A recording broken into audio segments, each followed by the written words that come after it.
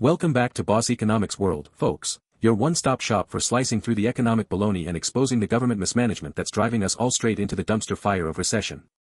I'm your host, the guy who's mad as hell so you don't have to be, and today, we're diving headfirst into the latest international clown show, US Vice President JD Vance versus the Chinese peasants, with a side of global trade wars and economic self-sabotage.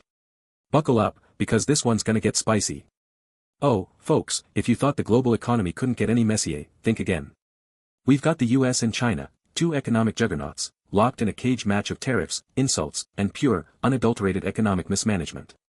And right in the middle of this chaos, we've got JD Vance, the US Vice President, throwing gasoline on the fire by calling Chinese workers peasants. Cue the outrage from Beijing, a flood of memes, and a diplomatic spat that's as entertaining as it is terrifying for the global economy. But here at Boss Economics World, we're not just here to gawk at the drama, we're here to peel back the layers of this economic onion and expose the rot at the core. Because, folks, this isn't just about a politician's foot-in-mouth moment. This is about a global trade war spiraling out of control, governments on both sides of the Pacific fumbling the ball, and ordinary people, you and me, paying the price for their incompetence. So, let's break it down, from the surface-level clownery to the deep, systemic failures that are dragging us all into the economic abyss. First, let's start with the headline-grabbing silliness. Last week, JD Vance went on Fox News and decided to channel his inner 19th-century colonialist by describing Chinese workers as peasants. Yes, folks, peasants. You know, those folks who, according to Vance, are slaving away in rice paddies to fund America's debt-fueled shopping spree. Never mind that China is the world's second-largest economy, a global leader in 5G technology, high-speed rail, and artificial intelligence. Nope, to Vance, they're just a bunch of peasants making cheap widgets for Uncle Sam. Beijing, predictably, was not amused. Foreign Ministry spokesman Lin Jian clapped back, calling Vance's remarks ignorant and disrespectful, and honestly, can you blame them? This isn't just a diplomatic faux pas, it's a masterclass in economic illiteracy. China's GDP hit $18.5 trillion in 2024, according to the World Bank, and its manufacturing sector accounts for nearly 30% of global output. Meanwhile, the US manufacturing sector, a measly 11% of GDP, per the Bureau of Economic Analysis. So, who's the real peasant here, JD? But let's not get too distracted by the memes, though I'll admit, those images of Vance and Trump working on a factory assembly line are comedy gold. The real issue here isn't Vance's choice of words, it's the deeper economic problems his comments reveal.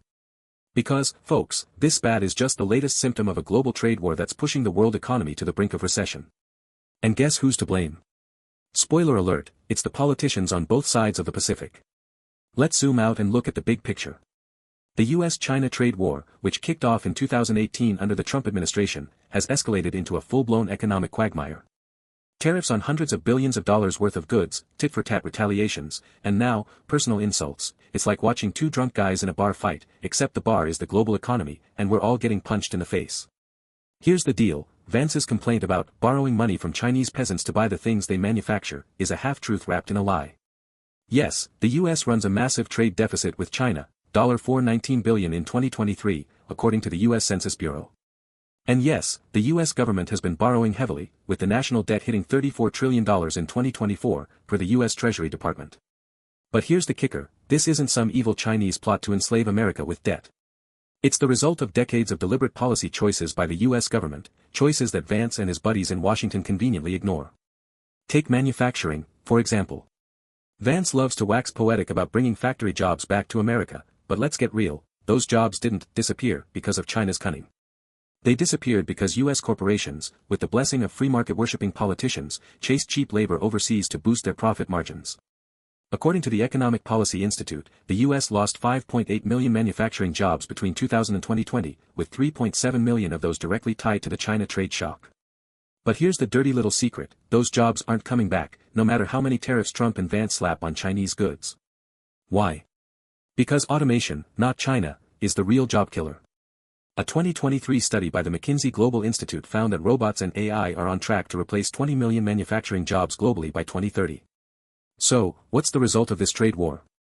Higher prices for consumers, disrupted supply chains, and a global economy teetering on the edge. The International Monetary Fund warned in its 2024 World Economic Outlook that global GDP growth could fall to 2.8% in 2025, its lowest level since the 2008 financial crisis, thanks in part to trade tensions. And here's the kicker, the US and China aren't just hurting themselves, they're dragging everyone else down with them. Developing countries like Vietnam and Mexico, which rely on export-led growth, saw their trade volumes drop by 12% in 2024, according to the World Trade Organization. But hey, at least JD Vance got to dunk on some peasants, right? Now, let's talk about the elephant in the room, government mismanagement. Vance's little rant about borrowing money to buy Chinese goods conveniently glosses over the fact that the US government's borrowing spree is a bipartisan disaster. Democrats and Republicans alike have spent the last 2 decades racking up deficits like they're playing a game of Monopoly.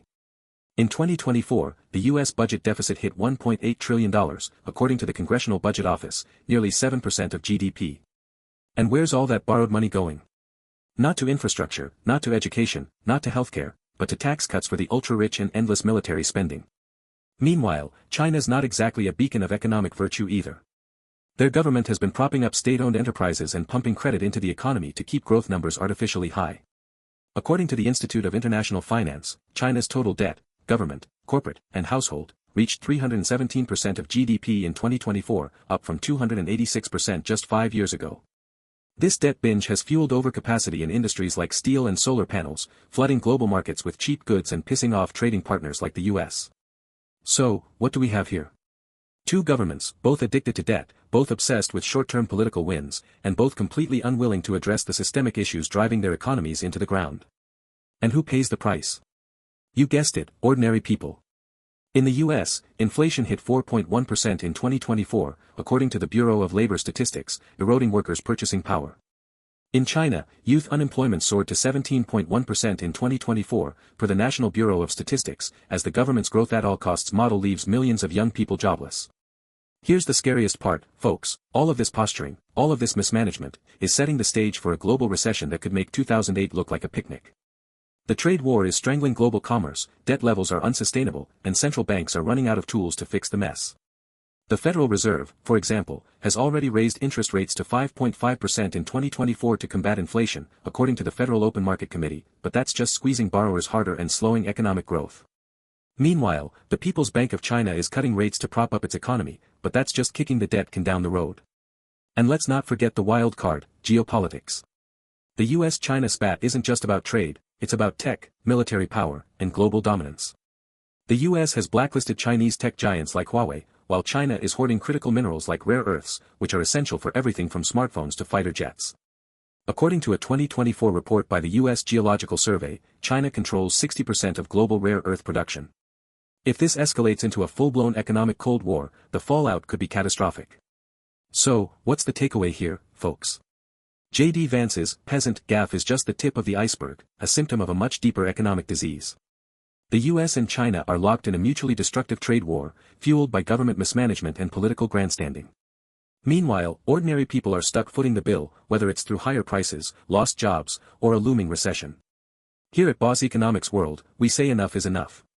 It's time for governments to stop pointing fingers and start fixing the mess they've created.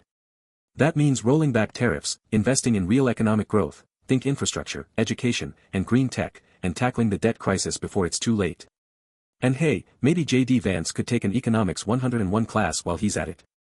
Until then, folks, keep your wallets close and your skepticism closer. This is Boss Economics World, signing off, because someone's gotta tell it like it is.